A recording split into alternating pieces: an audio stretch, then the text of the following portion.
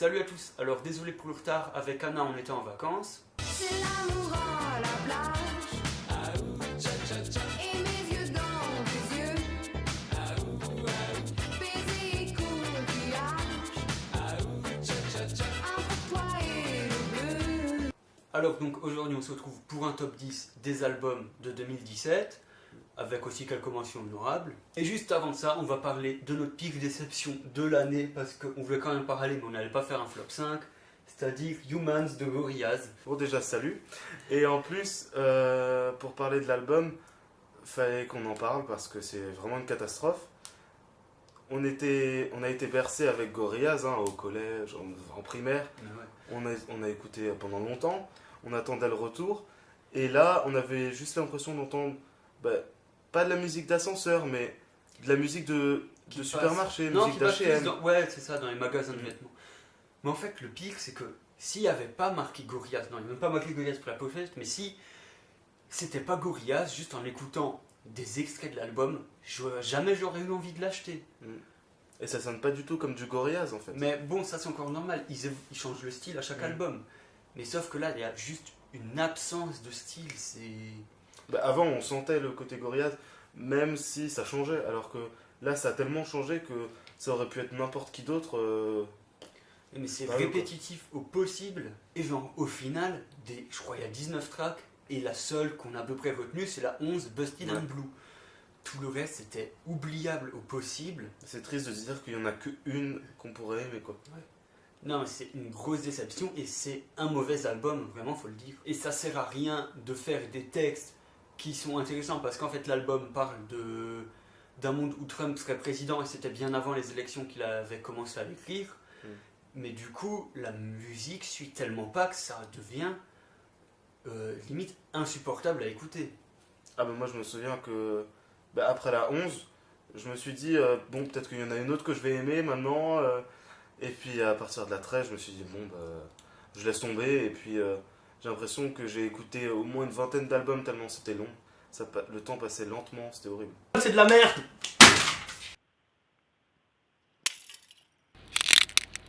On va pas s'éterniser là-dessus, on est là pour parler du positif, c'est le top 10. Alors juste pour vous expliquer notre système de classement, vu qu'on est deux, on a ordonné chacun de notre côté nos top albums, ensuite on a mis en commun et on a fait un nombre de points par album selon leur position, et on a ordonné tout ça. Donc à la 10e position on a Dozo du rappeur Caris. Donc moi j'ai choisi cet album parce que c'est un des plus sympas à écouter en voiture, je trouve. Bon, ensuite faut aimer, mais nos top restent subjectifs de base. Ce qui est cool avec cet album, c'est qu'on a besoin de se défouler. Les prods, elles sont super violentes, et puis les paroles aussi. Même s'il dit des choses douces, c'est de manière violente. Donc ça peut être cool. Quand t'es bien énervé, tu peux écouter ça. C'est un bon album pour se détendre, quoi. Enfin, pour se calmer plutôt. Ouais, c'est ça. Et en fait, je dirais qu'il y a aussi des bonnes punchlines qui des fois nécessitent réflexion. Par exemple, au royaume des aveugles, les chiens sont rois. Ça va, c'est pas de l'écriture hyper conne. En 9ème position, on a Coming Home de Falling in Rivers. Alors cet album, il donne l'impression d'écouter comme une seule chanson, mais d'un coup. Mais c'est pas vraiment négatif, c'est plutôt intéressant. Et en plus, ce qui est bien, c'est qu'il a un univers qui est très bien développé. Bon, ensuite, il y a quand même les deux dernières chansons qui se démarquent du reste. Ensuite, niveau instrumental, il y a des riffs de guitare vachement puissants, mais aussi ils intègrent des instruments plus doux, tels que le piano, même si on ressent un manque de solo de guitare. Alors pour la 8ème position, on a Start de Starry Sky. Alors c'est un album mêlant J-pop, rock et musique symphonique qui rappelle les jeux vidéo au final. Et par conséquent, c'est de la musique faite par des geeks pour des geeks, ce qui nous plaît forcément.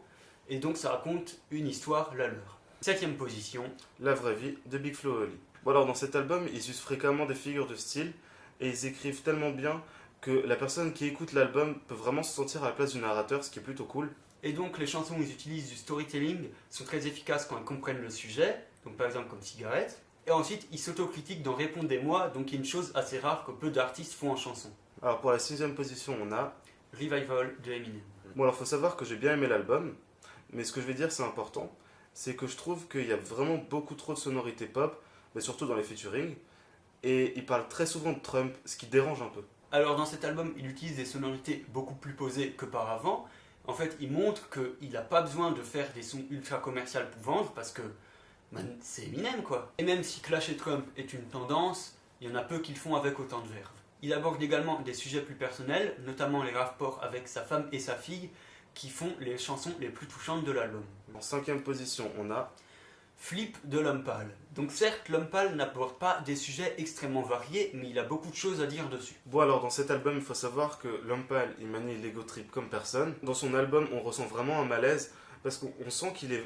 Je sais pas si c'est fait exprès ou pas, mais il donne vraiment l'impression d'être bipolaire et ça nous place vraiment comme spectateur de cette scène qui est plutôt horrible parce que lui-même dit qu'il faut l'arrêter, mais la musique est tellement bien qu'on a envie de l'entendre, on a envie de continuer à écouter et ça crée vraiment un malaise horrible quoi.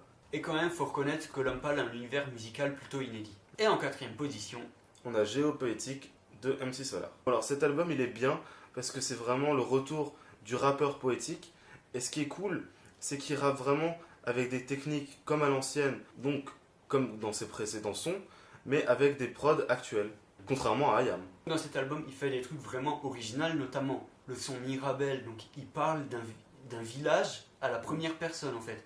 Comme c'est le village qui racontait l'histoire. Et sinon, en une musique, il me donne plus envie d'écouter du jazz que La La Land. Et on sent que c'est pas juste un artiste qui essaye de faire son comeback, mais simplement qu'il a fait une longue pause. D'ailleurs il a expliqué qu'il s'était senti rajeunir en faisant cet album. Et donc il est toujours actuel, il nous parle du présent avec son expérience et sans jamais être dépassé ou hors sujet. Donc en 3e position on a... Stupvirus de Stupéflip. Alors la petite explication, King Ju c'est le seul membre du groupe qui reste vraiment sur l'album et qui fait les prods, etc. Ensuite, le reste du groupe, c'est des featuring, même si avant, ils faisaient vraiment partie du groupe, quoi. Alors, ce qui est cool, c'est qu'on sent vraiment la sincérité du groupe à faire un album qui leur ressemble. En plus, ils utilisent des instrus rarement entendus de par leur structure. Ouais, chaque musique est le fruit d'une recherche créative poussée.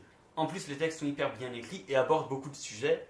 Et je dirais que de tous les albums de l'année, celui qui m'a fait ressentir le plus d'émotions différentes. Bon alors, avant de vous dévoiler la fin du top, on va vous dire les mentions honorables. Alors, Hydrograde, album de Stone Sour. Le chanteur de Slipknot, il vient de nous lâcher une bombe, mais monumentale, avec des riffs de guitare qu'on n'a jamais entendus ailleurs, avec du scream comme on en veut, et des solos de guitare magnifiques. Respect.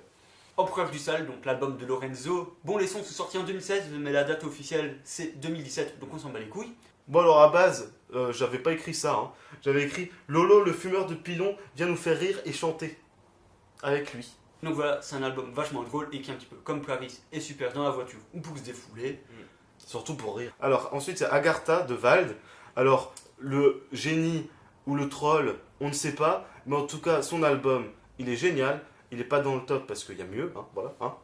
Et les sons restent dans la tête. Moi je connais les musiques par cœur tellement je l'écoute en voiture.